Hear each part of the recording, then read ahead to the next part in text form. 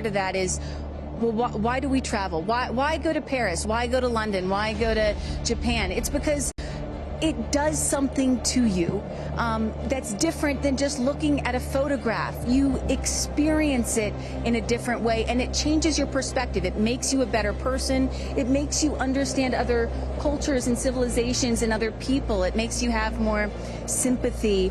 And you hear about the overview effect that these astronauts often talk about when they come back to Earth, and that is where you don't see Earth with borders anymore, and you realize that we are all just one. So I'm excited to see what they have to say. And I'm excited. Look, the moment has come here. So Ariane, walk our audience through sort of what happens next as they are approaching.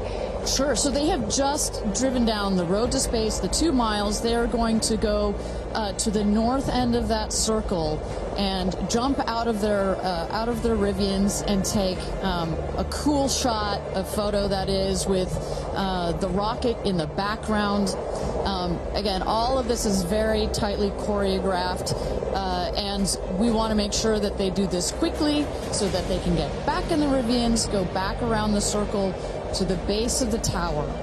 At that point, we're going to get them into the elevator that will take them up to the south tower. That's the one in the background. They will enter into the safety shelter, where they will spend a couple of minutes there while our crew, the Blue Origin crew that is up on the tower, gives the final thumbs up that they are ready to load the crew into the capsule itself. You know, this is safety is paramount at Blue Origin, so we want the minimum number of people out there next to the rocket for the least amount of time. So we keep it fast. We keep all these procedures tight. But we got to do a quick photo shoot by the rocket. I mean, so good. It's history, you know? We got to capture that moment. And again, for those of you just joining us, this is something that I was not aware of. That beautiful rocket right there, News Shepard, didn't come out until this morning, right? So explain a little bit more for those people that are just tuning in, sort of how the setup works. Sure, that is correct. So at about 2 o'clock this morning Central Time, we rolled the vehicle out there. You see on the truck, with the capsule already what we call mated to the rocket. You'll see here in a moment the rocket, it goes very slowly, just want to make sure we take care of our baby as well. Goes out there, the truck will turn the vehicle vertical, and at that point we connect all the pipes and the hoses to the vehicle, and we start loading the vehicle with propellant. Right there, it's empty. That's for safety and security reasons. That's also, it makes it easier to turn vertical.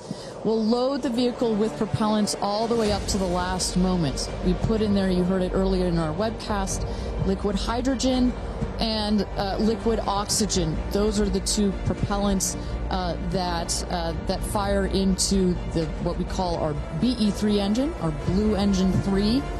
And our team in Mission Control from that point on has got their eyes glued to their monitors to make sure that the propellants in the tank stay within bounds, within temperature bounds, within pressure bounds. As they make their way here onto, they'll take the elevator, right? They won't take the stairs. That is correct. Yeah. So we just inserted the elevator relatively recently. It makes it a little bit more comfortable as you're going up to the top of the tower. You know, we're at about 3,000 feet above ground level in altitude up here in a dry, dusty desert. We just want to make it a little bit easier for them. And it's worth noting, too, so the 6 women are headed up. We saw Jeff is with them as well, but also crew member 7. Explain to those at home who crew member 7 is. Right. It's like, well, if you don't mind, I'm going to use a football reference for you, Aaron. And we come, I called you Aaron like your girl. Sorry. Oh, my goodness. We're often confused. Oh, my goodness. So it's like the 12th man in Seattle. This is like the 7th crew member. There's 6 crew members that are going obviously in the capsule. But nobody from Blue Origin will be in the capsule. It'll be the crew member 7 that has been training them. We saw Sarah Knights as the second driver in addition to Jeff Bezos. And then, a little confusing, we've got a second crew member 7 who is going to be on Capcom, or capsule communicator. Today, her name is Laura Stiles. She will be the person that is in are in our astronauts' ears, communicating with them, making sure everything's going okay, also telling them, hey, this is when you can unbuckle, and this is when you can... That's her right there. That's Sarah Knight's right there, exactly. And now we are looking at what? So now the crew, as well as you see Jeff Bezos there, have gone into the safety shelter, and we're gonna wait there. You see Sarah Knight on the right. She's gonna just communicate with the Blue Origin team that is at the other tower just next to the rocket to make sure that everything is set and sorted for them to do their final load. This happens very shortly here. We clock it at about T-minus 35 minutes, but we'll only do it when we're ready. And in case some of you are wondering what a safety room is or why it's there, it's, again, what Ariane was talking about. You want to keep these astronauts as safe as possible for as long as possible. Of course, they'll be safe when they actually get in the rocket, but just in case anything were to go wrong, we had the chance to go inside this room a few days ago, and it is, I mean, is it a bomb-proof room? Do you want to say that? I mean, it is. It is. Yeah, and you feel it when you're in there. You're like, oh gosh, now this it is feels real. Yeah. And after going up that elevator, you know, for us, I think that's the moment where we weren't even going into space, and all three of us were like, whoa, okay, it gets real serious. Yeah. But I love the access that we obviously have in being able to see these women before they go up. For those of you just joining us, we are T-minus 34 minutes to launch for NS-31, Blue Origin's 11th human flight. As you can see there, a little live look in as them saying some words before they take off. So I know that we had started to expand upon it and then took a shot of the astronauts. So what will they feel? Sort of walk us through the physical part of what they'll experience, Ariane, once they are in the capsule. So once they're in the capsule and they're ready for takeoff, first they'll hear the engine when it ignites. It sounds like a pop. Everybody, listening will also hear that. It sounds like a pop, and the engine roars. We hold the rocket down for about 7 seconds. Make sure it's all ramped up. And during that period, that can actually be one of the most, frankly, nerve-wracking times, because you start to, if you're in the capsule, you start to see the glow of the flame. And here they come. Here we go. Loading into the capsule. And the significance here of the bell, and I should note before I have you explain that, each crew names themselves. They have named themselves the 6 taking up space, as each one is ringing a bell. And the significance of that is what, Ariane? This is one of our traditions. All astronauts throughout history in various programs have had their traditions. For us, we always want our astronauts to ring the bell. Above there, you see, light this candle. Those were the last words that Alan Shepard said right before he went to space. Alan Shepard, of course, the namesake of our vehicle. He was the first American into suborbital space. And we just like to let the stars know that we've got some people heading their way. Absolutely. As they load in, I will... In my world, we call it an audible here. Just if we have any sound from mission control or anything, I'd love to take a peek at what's going on in there and just give the folks at home some idea of what's happening there. There we go. There we go. So we don't have sound of it, but we can see all of the brain behind this beast. But I could tell you, Carissa, other than a couple of discussion points on the radio, honestly, it's about this quiet when you're in there. Really? That surprises me, because you would think, like, in a control room in TV, it's a chaos, right? In the best way, but in there, it's quiet. And honestly, chaos is, quite frankly, the last word I would use to describe our mission control.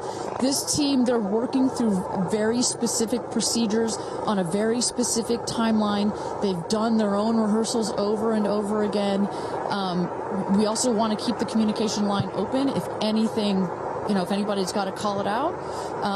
But it is a very well choreographed team we've got. And, when folks are wondering, what exactly are these soon-to-be astronauts doing when they're in these 2 days of training leading up to this space flight, it is exactly this. Simulating everything. They have done dress rehearsals and dry runs of everything that you're seeing here. They practice over and over getting inside this capsule, strapping themselves in. And, one of the biggest things that they have to remember to do is when they get those, remember, they only get 4 minutes of weightlessness, 4 precious minutes. They have to unbuckle and then buckle back in at the exact right moment. So those are some of the things that they're learning to do and practicing while they're training in that building right behind us. As we look at New Shepard 31, the 31st mission, the 11th human flight here for Blue Origin. We are T-minus 30 minutes. Carissa Thompson, Kristen Fisher, Ariane Cornell with us, and Tabitha Lipkin at the tower. I am going to be leaving here in just a few minutes. I'm going to go to fallback 3, an area. Then I will wait for the capsule to land. I'll wait for the recovery team to come out and then bring you interviews from each of our astronauts as they arrive back here on Earth. I cannot wait for that. Again, we've seen them load now into the capsule, and I just would love, some more play-by-play, Ariana, of sort of what now this process looks like, as it's all new to me. And for any of you that are also joining us for your first launch, welcome. And now we'll let the experts tell us what's going on. So you saw them loading. You saw them loading into the capsule. They are getting into their seats. They're getting into their harnesses. It's a 5-point harness, so clicking them all in. All right, we're hearing that Capcom right now. Sorry to interrupt you, Ariane, which is short for capsule communicator, and ready to do the astronaut comm check. So let's take a listen. Laura Stiles has the mic.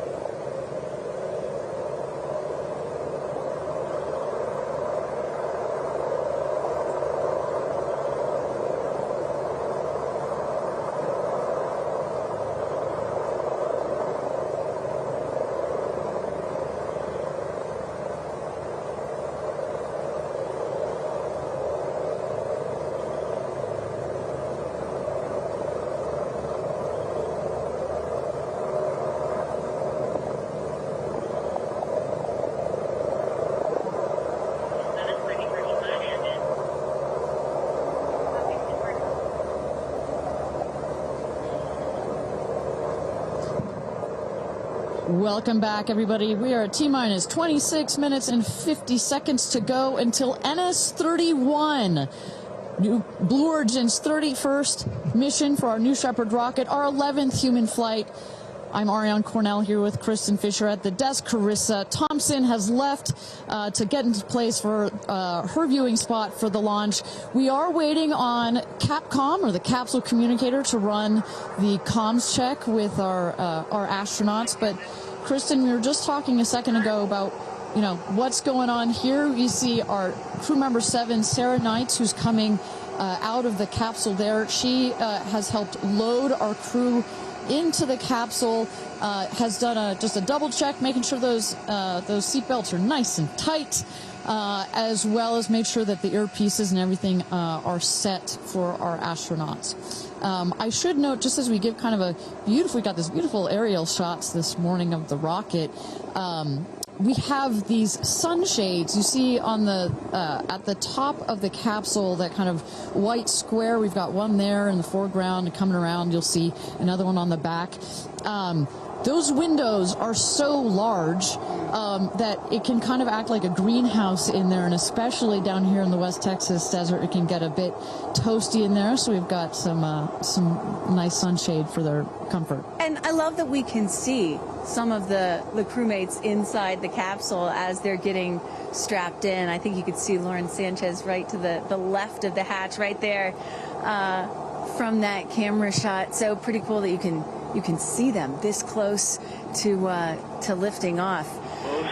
You know, Ariane, I have to say, I might break in. We got experience. Jeff Bezos here. Yep. I'm so excited for you. I don't want to get off. I want to go with you. And when you get back, I can't wait to hear how it's changed you. I love all of you. See you soon. Godspeed. Gradatum ferociter. And there you heard it. Some words of support from Jeff Bezos, founder of Blue Origin, also astronaut himself from our first launch.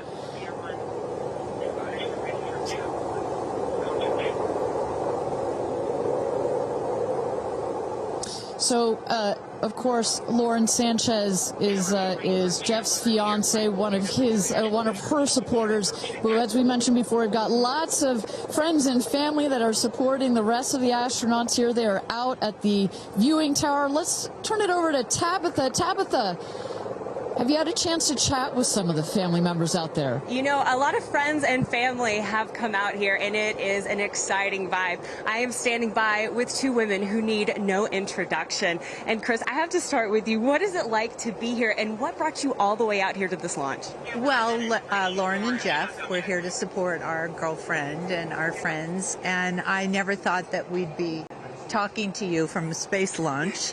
For sure. So this is a really unique experience, and we're just so honored to be here to support them and watch this amazing part of history. And I'm so proud of her. And I just feel like all of the female astronauts that are going to go up today. It's such a big day in history, and it's so empowering, especially my daughter is 7, and just to see something like this. And I mean, somebody said their grandfather was here that's 92, that they didn't even have transportation back then the way that we do now, and now they're going to space. It's pretty amazing. That's Aisha's grandfather, 92, came all the way here. That's where the story, I was like, I heard this story, and you know, he had no airplanes, nothing back in his day. Now he's seeing his granddaughter go into space. That's a beautiful thing. It's really incredible. And how does it feel also to be able to share this with multi-generations within your family? It's really something. It's just Kim keeps writing us because she was supposed to be here with us, and she's studying for law school, so she had a big test that she had to take. Again, something I'm very proud of, but she just keeps calling, going, I have such FOMO, tell me every minute of it. So it's very inspirational, and just super proud of the girls, every one of them. And it's a very brave thing to do, and I think it also just says something, like Chloe said, to my 13 grandchildren. Yeah. And what can you say to that too, for your children? Oh, I just think it's really whatever you dream of is in our reach, especially in today's day and age. And dream big, wish for the stars, and one day you can maybe be amongst them. That's so beautiful. And just before I send it back, any last messages to the astronauts before they take off? I think just great luck.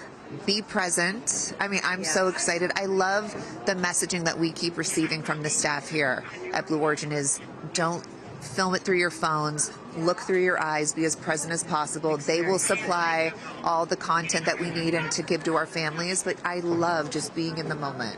Yeah, same. And we're gonna excited. Yeah, we're so excited. We're going to be in the moment too here. We're going to send it back to you guys at the desk, and we're going to start watching. Love you, ladies. Good luck. Bye. we had no idea that Kris and Khloe were going to be here, and we're about to be interviewed by Tabitha. So that was a nice little treat. They sure looked the part, you know. Oh, they're ready for their day out here in Texas. I love it. Yeah, and you know, for those of you watching, we're really in the middle of the desert. We're a solid 2-hour drive from El Paso. And as you were saying yesterday, Ariane, you know, you really get the sense like you start in El Paso and the more you get out here, you do start to feel like you're on another planet. I mean, it's got quite a moonscape, Marscape vibe. And our guests that are here today, as we just saw in Kris and Khloe, are dressing the part. Well, so let's bring it back to the real stars of the show, our astronauts. And one of our astronauts that we haven't heard from yet is Gayle King. She has obviously a lot of emotions going into this flight. Let's hear what she has to say from this interview with Tabitha Limkin just a couple of days ago. When I made the decision to come, there were only 3 people whose opinion matters to me the most. Favorite daughter Kirby, favorite son Will, and Oprah. That's my kitchen cabinet. And all of them said, I think you should do it. All of them, much to my surprise, including Oprah. I really thought she was going to say, nope, I don't think you should do it. And she was like, do it. She said, I really think you should do it because you've been talking about it.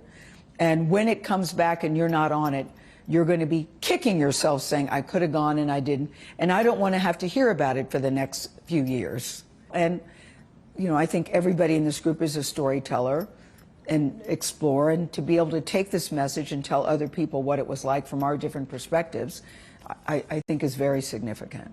Do you have a message for the kids watching? You should always know that no dream is too big. You know, we have someone, Aisha, who was told when she was a kid, your dreams are too big, you need to dream smaller. No child should ever be told that. And so I want people to know no dream is too big. And also, LL Cool J said this to me once, dreams don't have deadlines. Isn't that good? That is real good. Dreams don't have deadlines. I've never forgotten that he said that, and I believe that as well. What are you taking up with you? Oh, I have a bunch of stuff. I have Luca. I wanted one of his favorite toys, so I have a Sesame Street character called Tamir. Tamir is this little black boy with great curly hair, so Tamir gets to go to space. I have a wooden cross that you can hold in your hands. It fits like in 3 prongs. And a stranger came up to me at the airport. She said, I always hear you talk about being a nervous flyer, and I wanted you to have this. And so if you're ever on a flight and you feel nervous, take it out and hold it. So whenever I'm flying, I have this with me. Also, I just noticed, what is this on your wrist? So Jared, who's one of our jib operators at CBS Morning, his daughter, Denise, who's 7, made this for me. And she came into my makeup room and said, I made this for you. Someone else gave me astronaut era. That's pretty great. Space sister, Amanda, just gave me this. I mean, so I feel that I feel I'm pretty well protected. Absolutely. I will say this, as excited as I am, I'll be very glad when we come back down. I will be very, very, very glad about that. Well, clearly we heard Gayle there and prior to coming down here in Texas, nervous and excited at the same time, but one of the things I like about this is that she just makes it real, you know?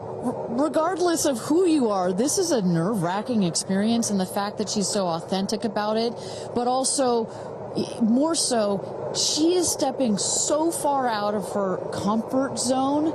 I think that in its own right is extraordinarily inspirational. I think most people would feel the way that Gayle is feeling right about now. I would. You're about to launch into space. You know, one of the things that I find so refreshing is that, you know, back in the early days of human spaceflight, you had the Mercury astronauts, and they were all white male military test pilots, and they all had to have the right stuff. You could never talk about nerves or being nervous or your feelings or stuff like that. That was the wrong stuff. But now, in 2025, it is the right stuff to be like Gayle King and talk about those concerns and fears and excitement that you have before launching into space like that. And that really shows you just how much the human spaceflight experience has changed over the last half century. or so. And that really is what today is all about. I know there are some people watching this or who have heard about this who are thinking, why should I care about people going into space, you know? Katy Perry, a famous pop star, why should I care about that? And the reason is, it's missions like this that really begin the process of opening up space to everyone, for all of humanity. That's what today is about. And I think we have to, it's not just about today. Today is very, very important, but I think also one of the reasons that I love working at Blue Origin is we think in very long time scales, right? I honestly feel like I'm working at a company that will be here in at least 100 years. And that's how we think about space flight. Oh my gosh, look at that cute little kid. She is ready to go to space too. Aww. I absolutely adore that. But we need to be here precisely for kids like that. You cannot, I'm a firm believer that you cannot be it if you can't see it. And that's what this flight is for. It's about inspiring women. Oh, look, talk about inspirational women. Several female astronauts in that group right there. How many astronauts do we have there? I see it. 4 or 5? At least 4 or 5 and counting. It's a tight group that's only going to get bigger of those female astronauts there. You see Kelly Girardi and Cyan Proctor. I see Emily Calandrelli, Sarisha Bandla. I mean, just an incredible group of women that have gone to space already. And after today, in just 15 minutes, we are going to be adding 6 more to that group. It's getting close, Ariane. It is getting close. So with that. Thank you again, everybody, for joining us for NS-31, our 11th mission, human spaceflight mission to space here. We are at T-minus 14 minutes and 30 seconds. Just to give you a little bit of a preview of what is to come, at about T-minus 10 minutes, we are going to have the go, no-go poll. We're going to throw it back to mission control audio. And basically what that is we go through each of the important subsystems, and our flight director, shout out to Michelle Christensen, our flight director, our first female flight director at Blue Origin. She's going to lead that poll, and we're going to go to each one of the groups and say, are you ready to go for this flight? Is your subsystem ready to go for this flight or not? And they will go around the room, and with the final go, no go, it will be game time here in West Texas for this launch. Look at that. Now, this child is a little younger than you were when your parents went to space. A little bit older. Oh, excuse me, a little older, yeah, because I was just 15 months old when my mom flew in space. And, I think about what it must have been like for her to be a first-time mom and training for her first space flight all in 1 year. And she was a part of NASA's original first 6 women astronauts alongside Sally Ride. Of course, it took them, those first 6 female NASA astronauts, 2.5 years for all of them to fly into space. Now, today, Blue Origin is going to send 6 women into space in a single day. I mean, that's pretty cool right there. Incredible perspective. Also, was your mom just 6 months? You were just 6 months old when she started training? She was assigned to her first space flight when she was 8 months pregnant with me. Can you imagine? God, I have a 6-month-old. I can barely fly down to West Texas from Seattle. She gave birth to me on a Friday and was back in the astronaut office on Monday.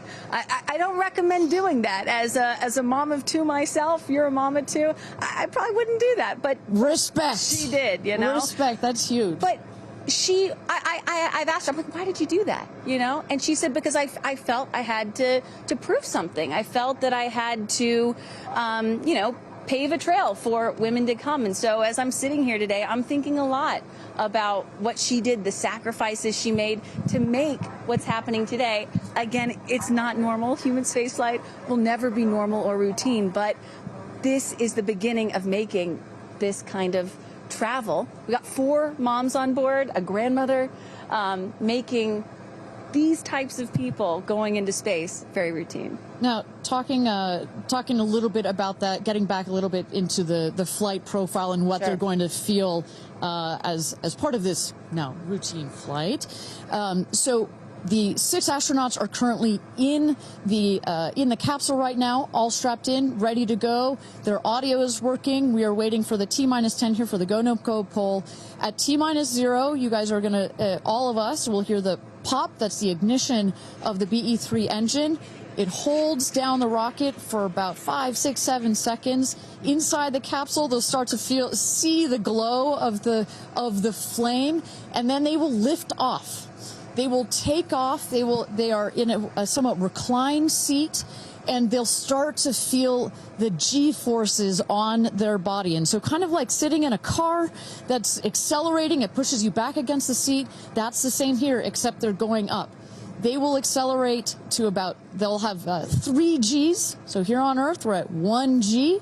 When you accelerate to 3 Gs, so like if you're 100 pounds, it feels like you are then 300 pounds. But Kristen, crazy. It's crazy. But in that reclined position, it's dispersed across your body. Bad. It's not as bad. It kind of feels like a weighted blanket. Oh.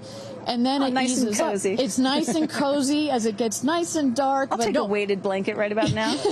But they're not, don't worry, it's going to get nice and dark, but there's no sleeping on this. They are going to have the most incredible view out of those windows. The capsule will separate from the booster. That's when they're going to feel weightlessness. They'll get the about 4 minutes to unbuckle, enjoy the weightlessness, enjoy the insane views out of those windows. They'll buckle back in, come back through the atmosphere. That's actually when they're going to have the peak G-forces. They peak at about 5 Gs. Which is kind of counterintuitive. You wouldn't think that you would feel the max G-forces on the descent, but that's when you do. But that's when you do, and it's kind of like, because you're coming back through the atmosphere, right? It's thin up there. You come back through the atmosphere. It's thick. It's kind of like diving into a pool. It kind of goes whoosh against you at 5 Gs, but then it eases back up. And we deploy the parachutes, and they come floating down at about 10 to 15 miles per hour for a nice soft landing here in the desert. At the last second, there's an air cushion that comes out. Go. Booster. Here's go, Paul. Go. Ground. Go. And go. Go. Safety. Go. Capcom. Go. Engineering. Go.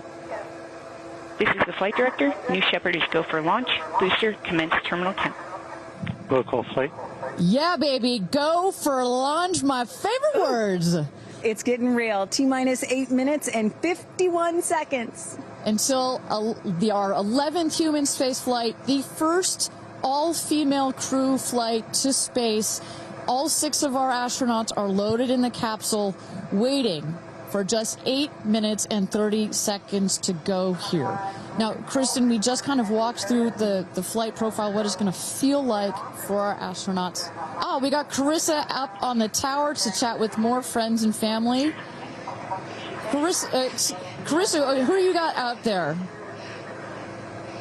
I don't need to introduce the incredible woman. I don't need to introduce the incredible woman next to me, who is a ray of sunshine. Oprah, you are wearing yellow because Gayle's call sign is sunshine. Yes, right. And all of us, the whole family is wearing yellow today. And I you know, we've been friends. It'll be 50 years next year. We've been friends since we were 21 and 22. And I have never been more proud of my friend than today. Never been more proud, because this is bigger than just going to space. I mean, I think for her, who anytime we're on a flight, she's in anybody's lap if there's the slightest bit of turbulence, has like real anxiety flying, and this is overcoming a wall of fear, a barrier. It's I think it's going to be cathartic in so many ways for her. She told us that she was surprised that you told her to do it. Why did you want her to do this? Because I think life is about continuing to grow into the best of yourself and the fullest expression of yourself. And I think that this is one of the most fullest expressions you can possibly have. And I know that I felt deeply that she would regret it. And I didn't want to hear about it for the next 15 years. I wish I had gone, you know. And I said, there's only one time that all the women are going up for the first time. You know, there will be other trips, but there's only one first time. Incredible. So to be a pioneer is great. What was the last conversation you had with her? I said, peace be still. Hold the God's unchanging hand. He's got your back. That's it. That's it. I know that as we're counting down here, we're getting excited for that go for launch moment. How are you feeling as her best friend?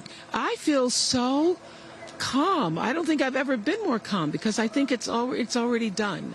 Once she said yes, once she committed to yes, and Lord, did we all hear, should I do it? Should I do it? Since Thanksgiving, we've been talking about it. And so once she finally said yes, I was like, okay, we're going. It's a go. You know what I have loved is her vulnerability, because she's the voice of a lot of us that would be afraid, and she's okay to talk about being afraid. Why has that been so important to show that part? I think, you know, for every woman who's on this flight, it's about fulfilling something within themselves. For Gayle, it's about overcoming this great fear and also stepping into the moment of excitement. And I think, you know, it goes beyond this moment of just going up in space. I think this will be an everlasting experience. I was just thinking this morning, you know, Gayle has been there for me for hundreds of events. I can't even remember them, you know. But you will never forget this day. None of us will ever forget this day. Well, thank you for being here, for her, for us. I mean, this is just, it's a historic day, and it's only fitting that you are here front and center as a ray of sunshine that you are, Miss Oprah. Thank you so much. Thank you so much. No time. You're next, you know. I'll send it back to you, Ariane. Thanks, Carissa. Wow, to see Oprah down here. No, I'm not besties with Oprah, not yet anyway, but if Oprah told me to do anything, I would do it. I don't think Gayle had a choice after Oprah said, girl, you got to do this. She had to do it. Ariane, we are under T-minus 5 minutes until these ladies hopefully launch into space. And, you know, you were just talking about what these women are going to feel when they launch. But let me tell y'all watching what we may hear, because we have one of the most famous singers on the planet on board, and there is a chance that we will get to hear the audio inside and hear what these soon-to-be astronauts are saying and possibly singing while they're weightless. So I can't wait for that moment. I'm also hoping she comes down to Earth and does like either a Fireworks Part 2 or E.T. Part 2. I think that's going to be, and I think, but let's stick on this point for 1 second, Kristen. I think one of the incredible parts about this crew is their ability to tell the story coming out of this in their own unique way. The way Gayle can go on TV and talk about it, Amanda can go and continue to advocate for women more broadly about it, the way Katy can sing about it, etc., the way Kerianne can produce films about it. That is what is so special about this crew in particular. And that is what's so special about this new era of spaceflight. This is not NASA. This is not governments. It's not the U.S., China, or Russia. This is the commercial era. These are private companies, and this is Blue Origin sending the first all-female crew into space since 1963. And this is all going to happen so fast in just a few minutes, about 10 or 11 minutes from launch to landing. And don't worry, guys, I did the math. In case you're wondering, total duration of this mission is just about 3 Katy Perry fireworks songs. So play that song 3 times. That's how long this mission's going to be. Fantastic. Well, so at T-minus 3 minutes to go until our 31st launch of New Shepard, our 11th human space flight. Just to tell you what's coming up here. At T-minus 2 minutes, we send the show over to the vehicle. It goes into autonomous mode. Command engine controller ready to start. We have our team, of course, in mission control that have their eyes glued to the screen there. There you goes, mission control, quiet and intense. There's one of our crew member 7's capsule communicator, Laura Stiles. She is communicating in the ear of our capsule, in the ears of our astronauts. But what we're going to see in the last 2 minutes, you'll see the fins at the base of the rocket gimbal or just move back and forth. We want to make sure they've got free range. At the base there, you see the nozzle, the engine peeking out. The engine as well is going to gimbal, going to move. Both in conjunction together, those two systems. Propellant tanks to flight pressures. Those two systems guide the rocket. And when you are out there at this moment, this rocket feels like it is alive. It feels like it is a living, breathing, hissing thing, right? And there's the gantry pulling back from the rocket. T-minus 2 minutes and counting. Transition to onboard hydraulic pumps. And this right here is the moment that they've been training for. 2 days, becoming a crew, becoming a team. After you go through an experience like this, it's more than a team. It's almost like a family. You are so tight to go through something as intense Executing as this. aft fin built-in test. And everything looking really good, Ariane. So far from mission control, everything is clean and green for this launch. T-minus 1 minute to go here.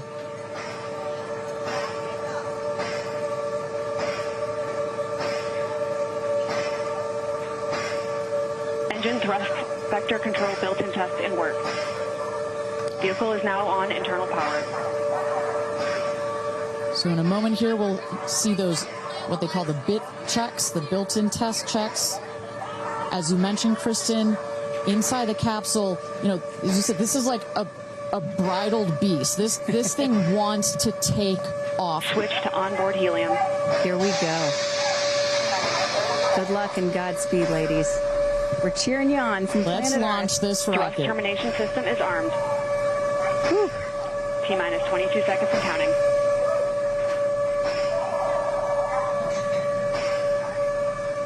Guidance internal. T-minus 10, 9, 8, 7, 6, 5, 4, command engine start, 2, 1, ignition.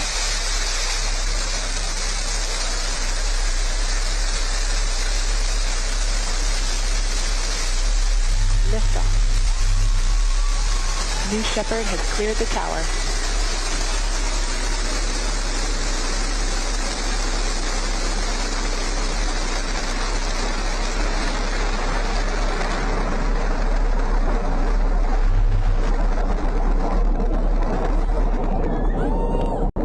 Flight.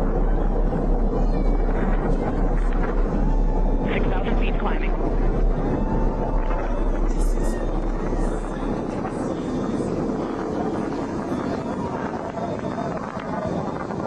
Begin throttle down for Q limiting. Engine response looks good.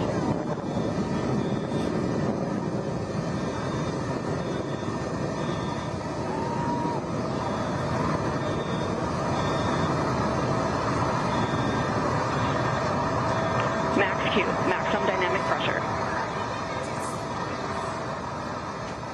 Mach 1, vehicle is supersonic. Engine back up to full throttle. Supersonic, we have passed through max Q, maximum dynamic pressure. That's when the vehicle, the stresses between the atmosphere and the speed are at the maximum. So to punch through that is so important. You see the BE3 engines is firing beautifully. You see the stream of steam behind it.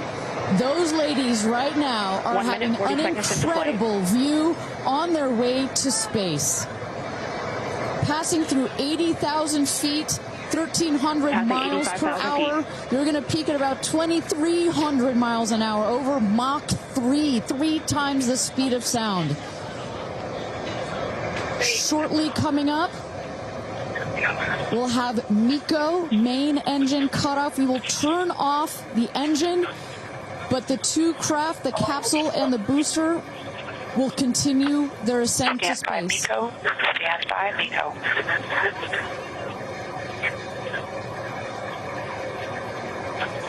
And there you saw the main engine is turned off. We're now going to separate the capsule from the booster, and at that point, Kristen, that's when all 6 astronauts are going to start to feel the weightlessness, and shortly thereafter, we're going to let them unbuckle. And that right there is the most critical milestone of this whole ascent. Oprah watching her best friend go to space.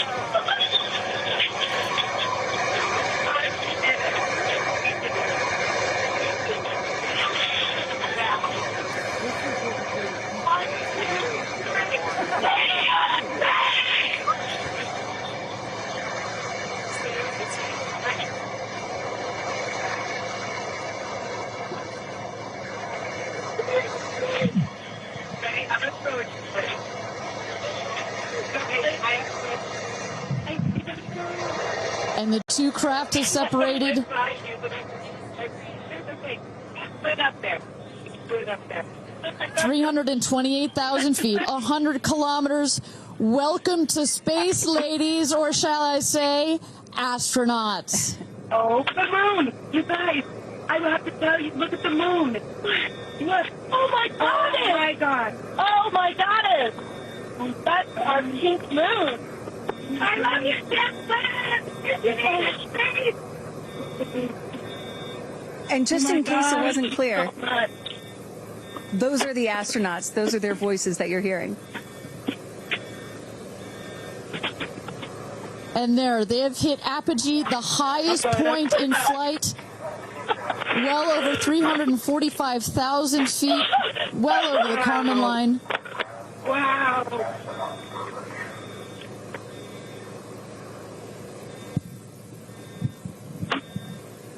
And at this moment, the astronauts have unstrapped from their seats. They are floating. They are weightless. They are experiencing zero-G for the very first time in their lives. And Katy Perry did say that she was going to sing in space. I'm waiting for it. Waiting for it. 1 minute warning. 1 minute warning. So that is Capcom indicating a 1 minute warning for our astronauts to take in those last views before they get buckled back into their seats. At this point, both craft are descending already.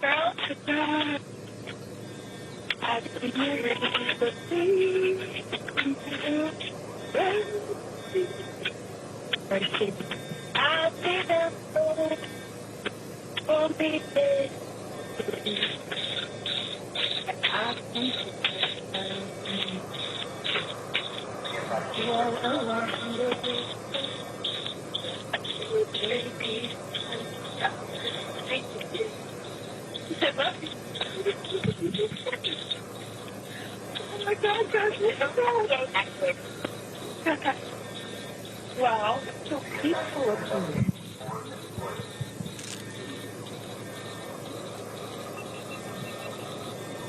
And you hear Dragon. Report status. Copy. With report status.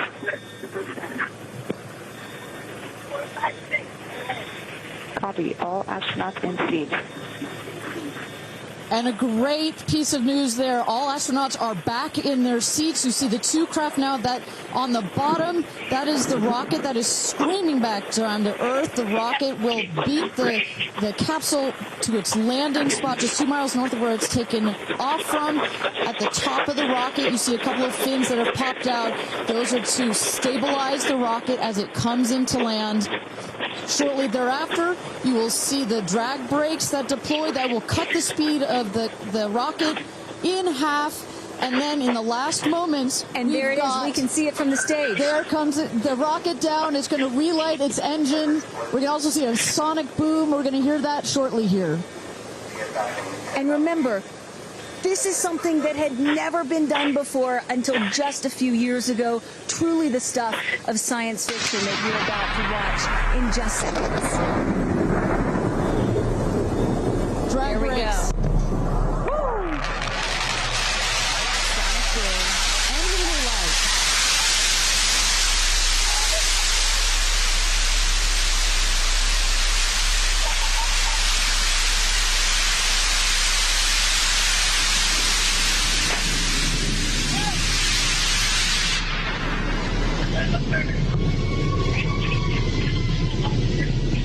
And booster touchdown, welcome home, New Shepard. Picture perfect landing right there. Picture perfect landing. Right on target. See that dust kind of creates this dramatic cloud that reveals the beautiful rocket that has just taken these ladies up to space and back. And I love the echo across the mountains. Is that what I was hearing there? That's what you were hearing. You heard the sonic boom, then you heard the engine relight, and all of that reverberates in this big, beautiful valley in West Texas. Stand by, folks. Stand by, folks. All right, shortly here, we're waiting to see the drogue parachutes deploy from the crew capsule. Those are like the guide parachutes. There go the drogue parachutes. Just free falling right there until those drogues came out. And then next will be the main parachutes that get pulled out. Hear that screaming inside the capsule? And all 3 parachutes reefing, and they will slowly inflate, slowing the capsule to a nice, smooth 10, 15 miles an hour. They are cruising back home. 3 good parachutes.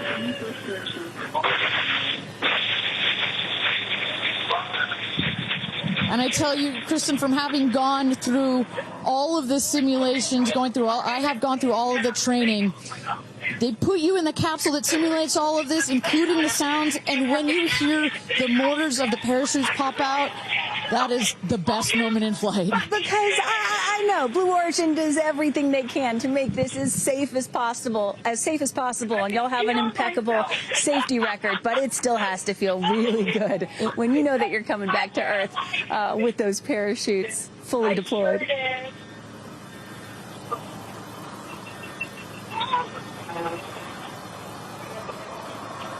And we can see the capsule just over our shoulder here, going to be landing north and east of the launch pad, coming down softly and beautifully. 500 feet.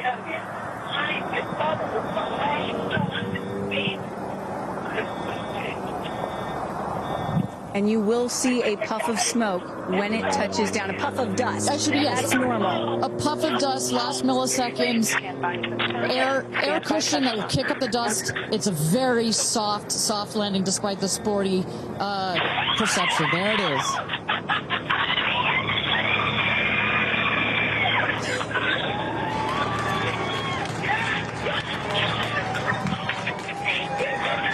Touchdown. Congratulations and welcome back to Earth. Do status check. Double shot. Kristen, just some incredible images there. The capsule. Copy. Welcome back. Heather. Nice. Let's wait for Aisha just a moment here. Make sure they're doing health checks in. Beautiful. Dragon.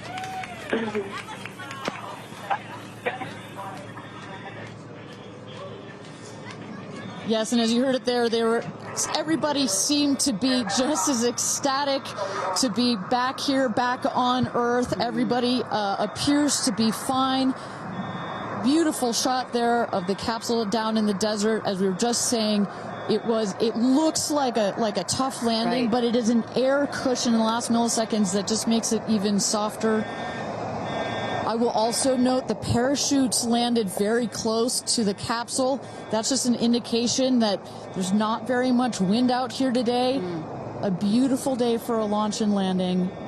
A beautiful day to add 6 more names to the roster of astronauts that have been over the Kármán line into space.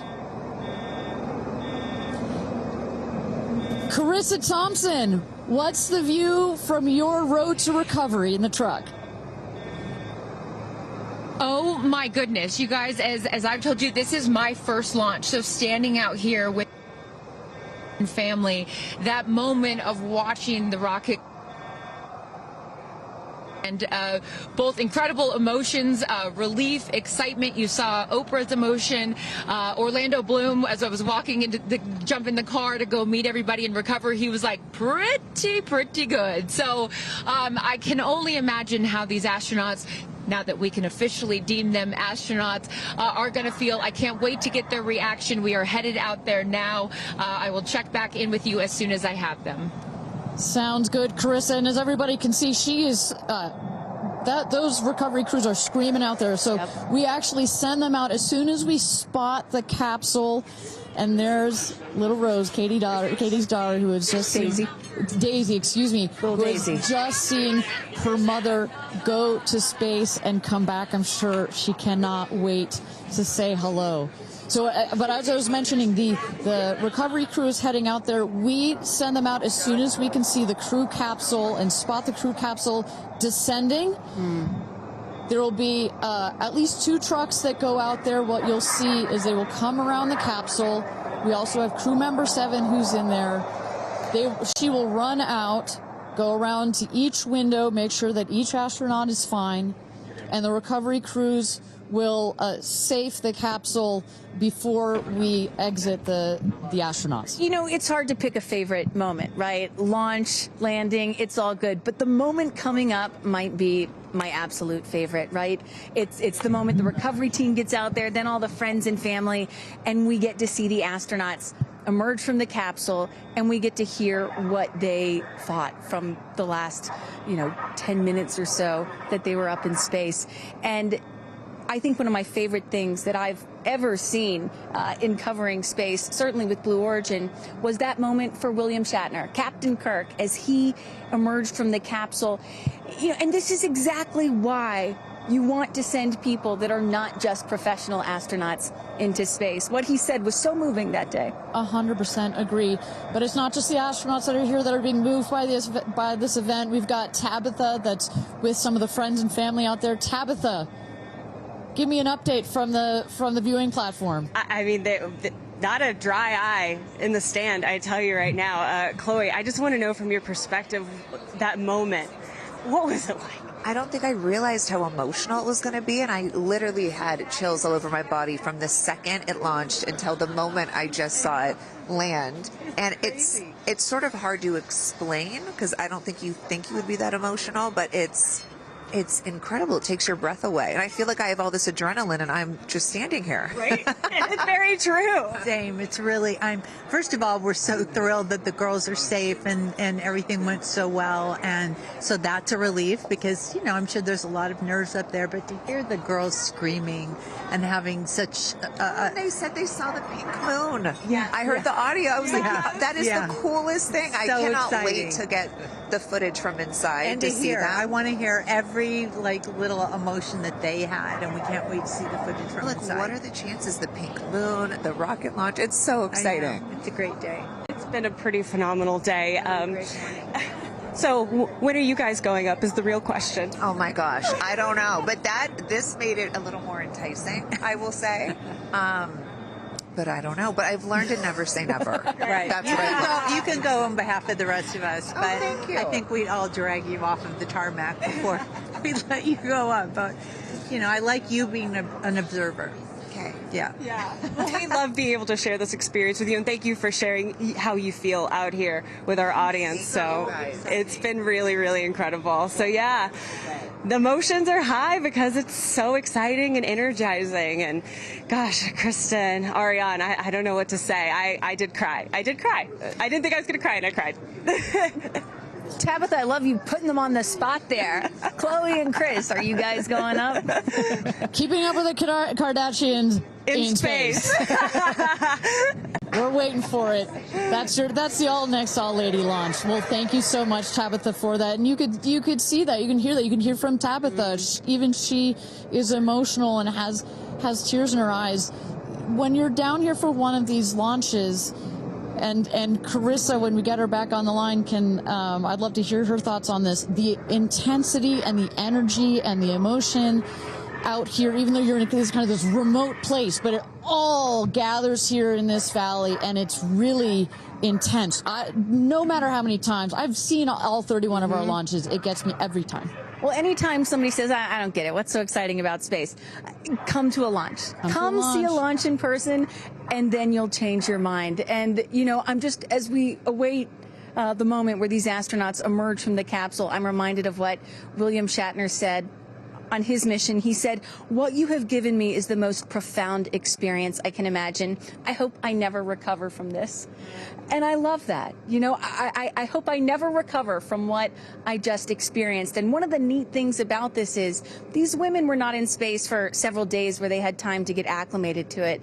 They only got 4 precious minutes of weightlessness. And so that high, that feeling of, ooh, I want more of whatever that was, is still so fresh, and you really get to see that when they step out of the capsule. We catch our astronauts. I mean, their minds are still in the process of being blown when they come out of the capsule, and Carissa is going to capture those moments for us shortly here after we get our recovery crew. You see there some of the friends and family have already started lining up there, while the recovery crew, you've seen some images. As I mentioned, they're safing some of the systems on the capsule. We want to release all of the excess air and gas that created that nice air cushion. We'll remove the parachutes, make sure nothing gets tripped up. Also, we reuse those parachutes. And then crew member 7 will take the stairs up to the hatch. It's like a good 3.5-ish feet off the ground, so it just makes the getting out of the capsule that much more comfortable. Crew member 7, last but not least, crew member 7 will open the hatch, and we'll get to see one by one as these lady astronauts now exit the capsule. And a lot of people are probably familiar with seeing, NASA astronauts or Russian cosmonauts emerge from a spacecraft after a long duration flight on stretchers or, glorified. They need some assistance because they've been exposed to zero-G for so long. Not these astronauts. They're not going to need any assistance. That's one of the beauties of a suborbital spaceflight. You feel great. You don't have to deal with space sickness, right? Exactly. And that's, to that point, this flight, because you're basically going straight up and then over the Kármán line and straight back down, some astronauts, I think you mentioned your mother may have experienced a little sickness up there. You don't in this one because it's just once up and once down. And you get that nice zero-G floating sensation and you buckle back in. You don't have it's not as extreme. So do you have an astronaut that you're looking forward to hearing from the most? It's really hard to pick. Yeah. I have to say I'm a huge Katy Perry fan, so I'd love to see what her feelings are. Also, as a mother, our kids are close in age. What does that feel when you have young children? You saw her get so emotional in her pre-flight interview. Is she still is that still the weighing emotion, or is she still just oh my God, I saw the stars, I saw the curvature of the earth? What's going to come out of her mouth, but really her heart? And is that Jeff Bezos out there right by the capsule? Kind of hard to see. That is correct. That is Jeff Bezos, our founder, on the left, as well as Sarah Knights, our crew member 7. And I just want to thank our viewers for joining us. NS-31, New Shepard's 31st mission to space, our 11th human space flight. From all parts of this flight, for the booster, for the capsule, for our astronauts, a completely successful flight, one of the smoothest flights we've had so far. And we're now just awaiting the opening of the hatch so we can get some views from our 6 new astronauts. Belts. And I would imagine Lauren Sanchez in seat 1 will be coming out first. That is correct. They'll go. She's in seat 1, which is next to the left, the left window there. She will go first. And then last in number 6 is Kerianne. That is the window on the right. Sky Canyon.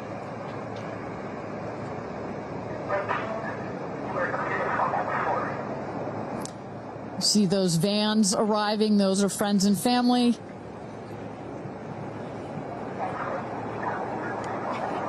And that's Kerianne looking out the window, in the window to the right there. Lauren Sanchez on the left. And you really get a sense for just how big these windows are. I mean, when you're inside this capsule, it's almost as though you're getting a full 360 panoramic view. One of the cool features of this capsule, the largest windows of any spacecraft. So over a third of the surface area of this craft is windows. And that's on purpose. There were many meetings with our founder, Jeff Bezos, where our engineers brought him some windows. He said, nope, make them bigger. They come back, nope, that's nice, but make them bigger. And what you get here, why is that so important? So many of our astronauts have said, when I got out of my seat, I looked outside my window, and I turned around and I looked at the other 5 windows, and my brain created a panoramic view, a panoramic photo of it, because so much of the capsule is windows, and it makes for just an incredible experience. Sarah. Good? Okay, here we go. Yeah. Here goes Jeff Bezos to open the hatch.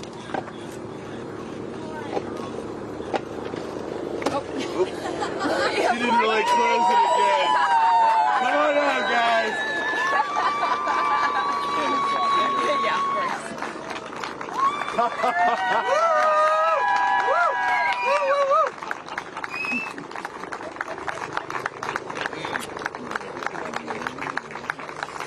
We'll see your baby. Where are my babies? They're over here. Go see them. Where? Oh, we have to go Right there. Okay.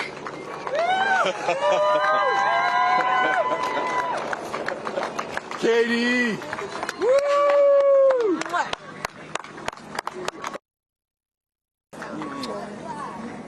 Thank you. Thank you. Amanda!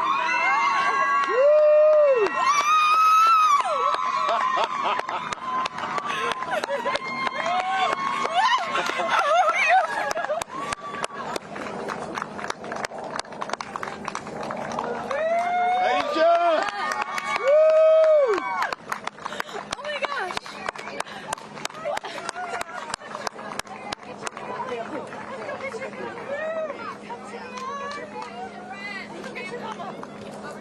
Gayle! I just have to have a moment with the ground. Let me just appreciate the ground for just a second. Thank you, Jesus. Oh my God. That was amazing. Yeah. That was amazing. I'm so proud. So proud of you. Oh, there we go.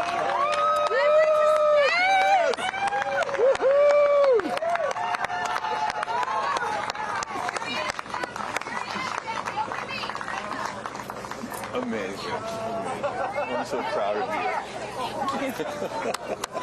Kerianne, we got your people over here. Come right around the bushes here. Come on.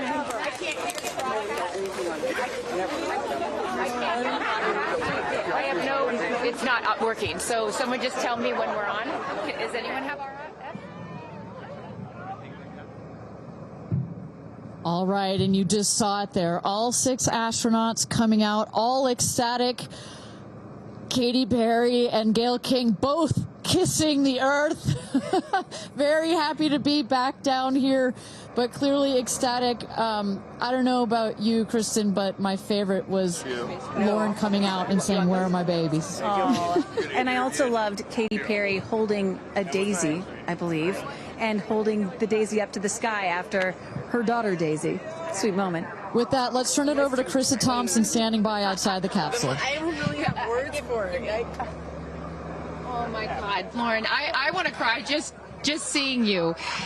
I'm so proud of this crew.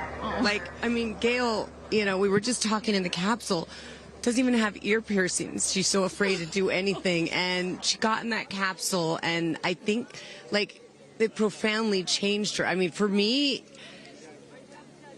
I can't put it into words, but, like, I looked out the window, and we got to see the moon. And it was pink. Was it pink? Full moon. It wasn't pink, but it was almost full. And Earth looked so, it was so quiet. It was just quiet. And is it what you expected? No. Better. Yeah. I don't think you can describe it. Because, you know what I was saying? It was like quiet, but then also really alive. And you look at it and you're like, we're all in this together. Like, that's all I could think about is like, we're so connected, more connected than than you realize, because you just see right here, you see like, states and all these things that like divide us, but we're not. And what is your emotion? What makes you emotional? Joy.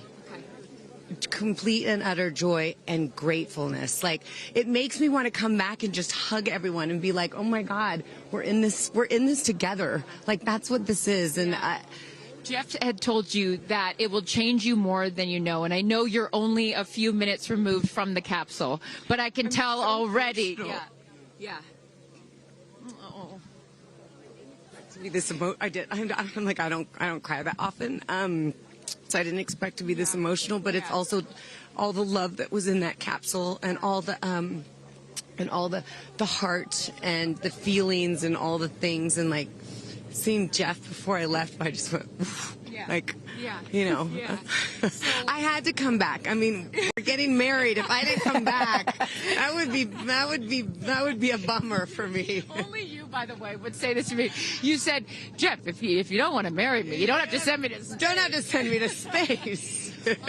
What an incredible experience for you. But the fact that when you're in there, we got to hear some of your audio, but give us some of those moments when you guys, just from the second you took off to the second you landed, describe, if you can, for us what we didn't get to hear. It was a feeling of joy and and camaraderie. It was a feeling of gratefulness. It was a feeling that we're doing this. And Alan Shepard, I told you about this, did this same exact flight, and he became the first American in space. And 6 women just did the same flight that he did it. Oh, I just want to keep hugging you. It's really cool. Yeah. And I hope that more people get to see this, because I feel, I don't even know how much it's going to change me. And I want to thank the Blue team. I mean, look at them. I mean, they work so hard to make sure this vehicle gets up and safe. And I'm so proud of you. I'm so proud of you. It's one thing to say you're going to do it. It's another thing to actually do it. And I know there's a phrase in your family that life takes off on the other side of fear. And here you are, just having landed back on Earth. And now you are officially, Lauren Sanchez, already adding to your extensive resume, you are an astronaut. Congratulations. Thank you. I'm very excited. I'm excited to share it with the world, and I'm so grateful to everyone here. I love you. Go be with your family. But to process and download what just happened to me. Well, get on in here, Amanda. Someone that can now articulate exactly how Lauren is feeling. Lauren being so candid about overcome with emotion. How are you feeling? I know, Amanda, this has been a dream of yours, a long-awaited dream, and now it is finally official. You are an astronaut. Congratulations. Thank you so much. I usually have nice words to say, but in this moment, I just want all survivors to know that you can heal. No dream is too wild, and that if it's so wild out there, like going to space, you can absolutely make it through, and it can absolutely be possible. You mentioned to us prior to going up, you said that you needed to go to space to heal. I know you're only a few minutes removed from this incredible experience. Do you feel healed? I had a zero-G indicator that I didn't know if I would bring, and I ended up bringing it. Okay. And explain for the folks at home that don't know what that means, what it is that you're holding. Yes, the zero-G indicator is something all astronauts have that floats once you hit space, lets you know you're there. I brought a promise that I wrote to myself. I've talked about that. And share for what is this right here? Yes, and this one I didn't know if I would bring, but I ended up bringing it and floating it, and it's the hospital band from the day. And I got to honor her today, and I'm so grateful to the thousands of people, the engineers, the scientists, just everyone who has made this a reality. And you also have written here, I know that you had this on your laptop, right? Yes, that's right. This is my zero-G indicator, a promise I made to myself that if I were to pause my astronaut dreams and fight for rights, that one day I would return to her. And it says, never, never give up. Well, those dreams are no longer on hold. You are finally an astronaut. Congratulations. Enjoy this moment with your family, and thank you for sharing it with us. Thank you, Amanda. Kerianne, you said to me yesterday, you said, when I get out of that capsule, I'm going to be an emotional wreck. And I think what I will just say, for anyone that has never had the great privilege of being here, this is my first time at a launch, and it is very emotional. Describe, if you can, how you're feeling. I have almost no words. It was the most incredible experience of my life to be up there and see like such vast darkness in space and look down on our planet. The moon was so beautiful, and that was like, I felt like that was a special gift just for me. I'm so sorry. No, don't apologize. Are you kidding? You just went to space. You just went to space. This is it. And like knowing that everything, like everyone I loved was standing down there looking back up at me. And I just hope that these types of experiences, clear a path for everyone to be able to do that. You told us a beautiful story about your son when you told him you were going to go to space, and that, get over here so I can hold you, and that he went back to school and he was all excited to tell his friends that his mom was going to space, and they said, your mom can't go to space. Moms don't go to space. Well, guess what? This mom just went to space. Congratulations. You are officially an astronaut, and I know you're wearing a very special necklace from an incredible group of people that you hold near and dear to your heart. What would you like to say to them watching? I'm wearing a few necklaces today. My dear friends threw me a blast-off party and gave me this feather, which obviously represents the Blue Origin logo, and it felt so special to have it close to my heart. And in space with me. And I feel like it helped me take all of them with me on this journey. Yes. Well, I will let you go enjoy this historic moment with your family, and thank you for sharing it with us. Congratulations. You're an astronaut. Gayle, get on over. I am so floating. I can't believe it. I cannot believe it. I'm so proud of you. And I know that I speak for the collective, because you have been so honest. You've been so vulnerable. And I spoke to your best friend prior to you taking off, and I asked her why it was so important for you to do this. And she said, she said, so she didn't have to hear you say, I wish I would have done that. That's so true. But now, Gayle King, you are officially an astronaut. How do you feel? I still can't accept that word, but I will say, I can't even believe what I saw. When somebody calls this a ride, this was not a ride. What happened to us was not a ride. This was a bona fide friggin' flight. And our instructor, we were so well prepared. So every noise we heard, we knew. But the flight instructor said that I am her best success story. Why? Because she's never had somebody go through the course who's terrified of flying. Everybody who's gone through the course is somebody that it's been a lifelong dream. They wanted to do it. So she said, I'm her best success story. I'm so proud of me right now. I still can't believe it. I still can't believe it. I was just going to say, prior to the launch, you said that you would be so proud of yourself if you went through with this. And you did. What was the best part, Gayle? It's oddly quiet when you get up there. It's really quiet and peaceful. And you look down at the planet and you think, that's where we came from? And to me, it's such a reminder about how we need to do better, be better. Do better, be better human beings. And what do you mean by that? Processing. Well, it's so nasty and so vitriolic nowadays. And I mean, if everybody could experience that peace that we had up there, and the kindness and what it takes to do what we did, all the people that it took to get us up there and get us back safely, I'll never, ever, ever forget. And when we were up there, have you talked to Katy yet? I have not. Okay, no. When we were up there, after zero G is very difficult. All the training about this is how you get in the chair and this. I look like a friggin' moose getting in the chair. It was like, just let me get in the chair. Let me get the seatbelt on. But, we had a very do this. How would you describe it? It's very difficult because you're floating.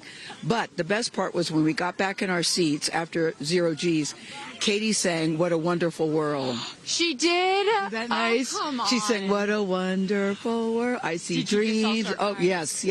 Oh. Because we'd been asking her to sing all the time, and she wouldn't. And then, because everybody said, sing roar, sing fireworks. And she said, it's not about me. I wanted to talk about the world. Wow. No, isn't that nice? You got to ask her about that. That's really special. And when Lauren got out, she was overcome by emotion for a lot of reasons, and rightfully so. But she spoke to the group and how close you guys have all become because of this experience. How would you describe the camaraderie that you guys now have together? I would say that we are forever bonded, because you can't go through what we went through to look out for each other, to help each other, and not be changed by that. You know, it really is a true. People throw the word around, but it really is a true sisterhood. But it speaks to how we were, you know what, we were set up for success.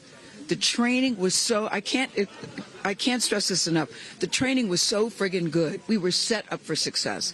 And it went exactly as they told us it was going to. Every boom that you heard, the drones, the drogues coming out, the parachutes coming out, it went exactly as they said. Are you glad you did it? I am glad I did it. I am glad I did it. Yeah. I am very glad. I have no regrets about doing it. What would you say to people watching right now that are scared, that are fearful of anything? What would you say to them? Well, I just said I'm stepping way out of my comfort zone, because this is so not like me. I said up there, I might now get my ears pierced. I've always been afraid. Which is great. I love that you've never had your ears pierced. No, even Hootie at the training center. You don't have your ears pierced? I go, because it hurts. Oh, my gosh. But I mean, for people that are afraid, Eleanor Roosevelt once said, courage is doing something that scares you, but you do it anyway. And I stepped out of my comfort zone in a way that I never thought was possible for me. And now that I've done it, I really do feel I can take on anything. Anything. Congratulations, Gayle King. You are an astronaut. Thank you, Kris. I am so excited for you. I'm so excited for you. And I'm going to go with you to get your ears pierced, because I want to get another hole right here. Go enjoy this with your family. Thank you so, so much. Aisha, oh my goodness. Congratulations. Congratulations. You are officially an astronaut. How do you feel? Also, how do you look perfect after just going to space? I mean, my goodness. I will never be the same. I mean, when you get up there and you see the Earth, and it's so beautiful, and it just fills the screen, and it's not just your window, it's like everybody's window, and there's no boundaries, there's no border, there's just Earth. It's incredible. You know, Gayle is so honest that this wasn't her dream, but this was a dream of yours. How do you feel now that you just achieved it? Like I picked the right dream. And when we landed, I said, Exuma, I'm good, Blue Calm, but I'm ready to go back. Wow, really? Yeah. What was the best part for you? The best part for me, actually the whole thing. But we got in and we counted down from 10. And then I started to hear some singing. And when we lifted off, everybody, you could just feel the energy in the capsule. And when we got up there and we got out of our seats, we all just looked at each other. And there was this moment, and I can't wait for people to see it on the video, but there was a very special moment between all of us. And it's just beautiful. It's so beautiful. Yes. Where is your grandfather?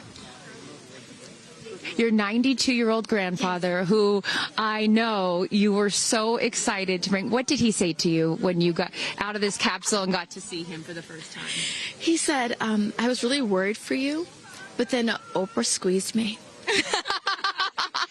Oprah has a way of making us all feel just a little bit more at home and a little bit calmer. I know your father is watching down on you, and he is your angel. What do you think he's thinking right now in heaven? I think he was like, woo! To have the opportunity to have flown his star in my flight bag and to have a perspective that very few people get to have of Earth, I just feel a renewed connection to everything in life and where we are, and I can't wait to go back out there and pour what I've learned into the world. You have given so much to so many, and I know there are a lot of people watching right now, some young boys and some young girls that are inspired constantly by you. What would you like to say to them? Dream it, plan it, and go and do it. I never really thought I could go to space, although I really wanted to go. And today just confirmed that dreams are real, and sometimes reality is wrong. Your dreams just came true. Congratulations. Go enjoy this with your family. Thank you for sharing your experience with us. Katie. No, you're not the crier of the group. Feeler of the group. No, you are not. I'm crier. I'm going to tell you something right now. You are officially an astronaut. Thank you so much. How do you feel? I feel super connected to love.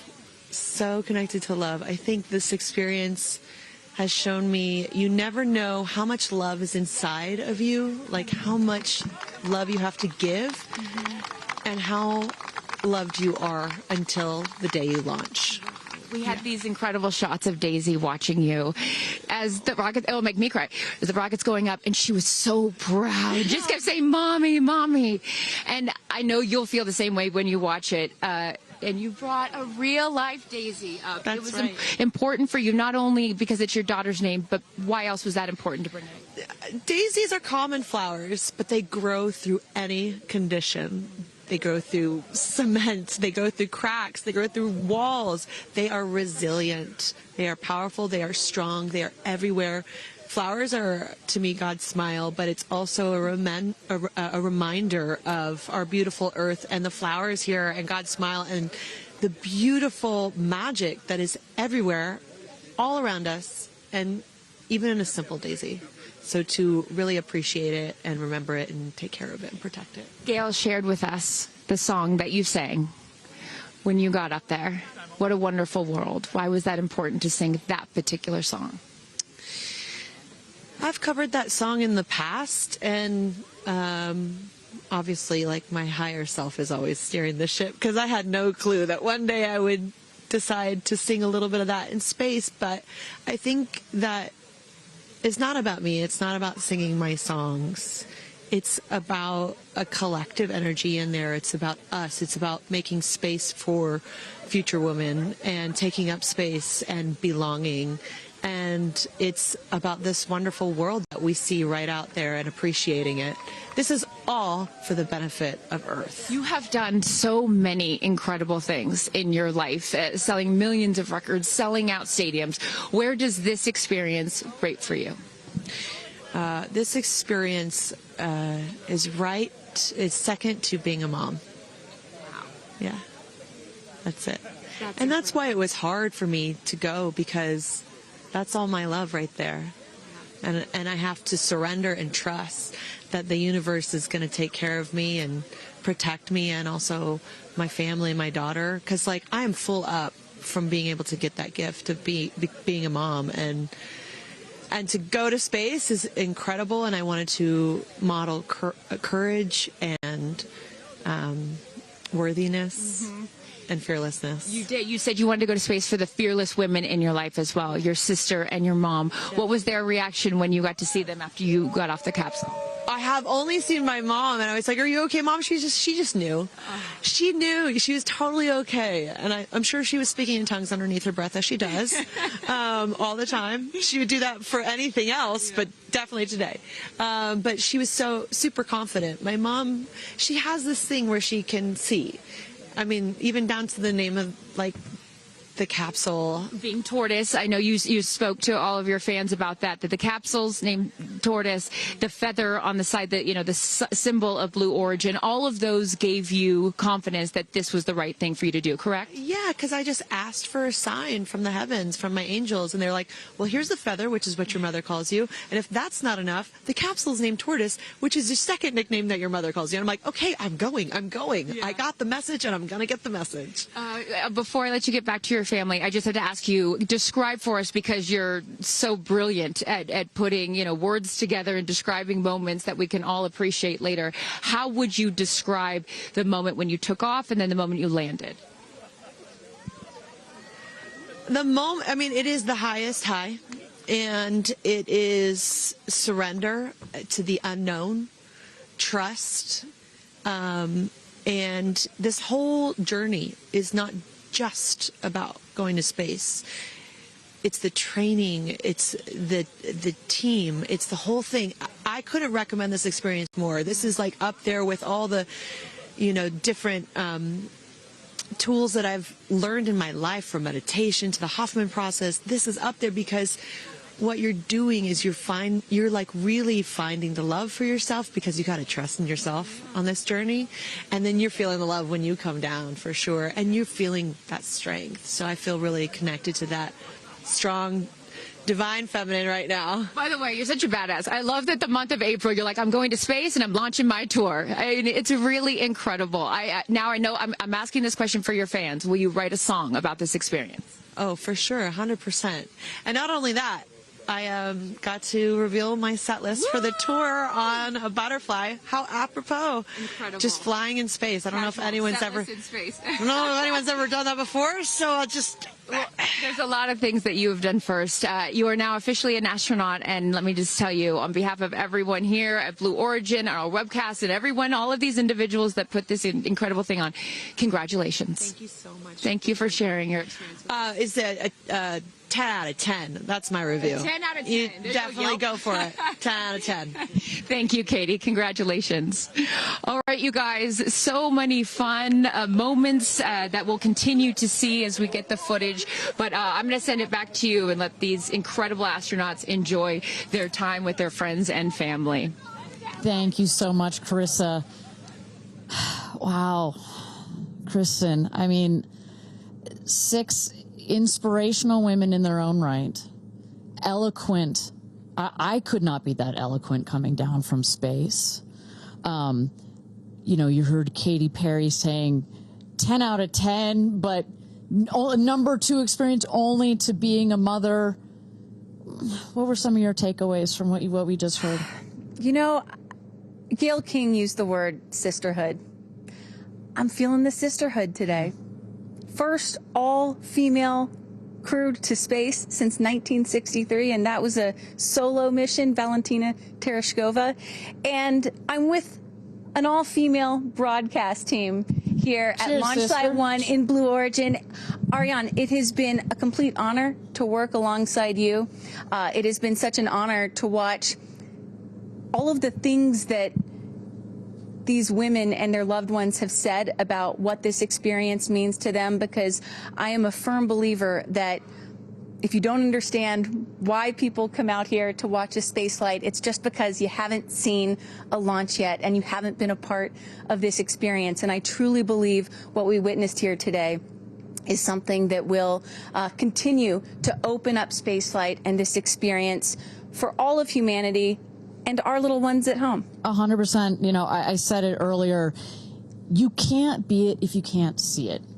And to see these 6 women go up and the roles that they have played before, but I can't wait to see the roles that they play afterwards in their way of telling this story for the world to hear, to experience, to see.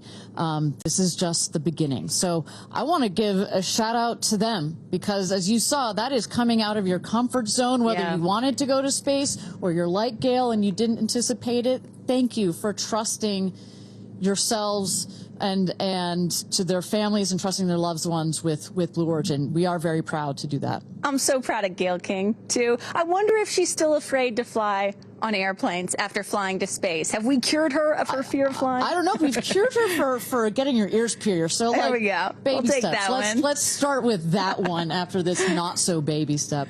Aw. Look at that beautiful shot. And now the party starts, right? Can we pop some champagne and celebrate a little bit later? Let's do it. It's only 9:20 a.m. It's not too early. 5 o'clock somewhere, baby. All right. What an incredible day. Just for all of us, for our astronauts, for our Blue Origin team. It was an honor to fly you to space. And if you would like to follow in the pioneering footsteps of these astronauts and purchase a seat to space, visit BlueOrigin.com and click Fly to Space. Your own journey to visit the Kármán line is much closer than you think. If you'd also like to purchase a mission patch to commemorate today's launch, head to Blue Origin shop for patches and much, much more. For Kristen, Carissa, and Tabitha, I'm Ariane Cornell. Thank you so much for joining us. And until our next launch, Gradatum Ferociter.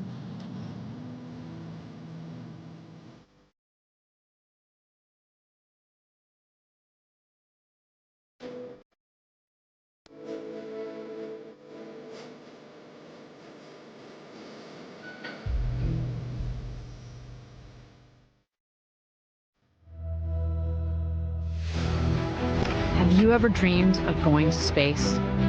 A once-in-a-lifetime journey is closer than you think. To book your flight, visit blueorigin.com and click Fly to Space. Tell us as much as you can about yourself. Once we receive your inquiry, our team will reach out to guide you through your journey. It's your time to join the new generation of astronauts.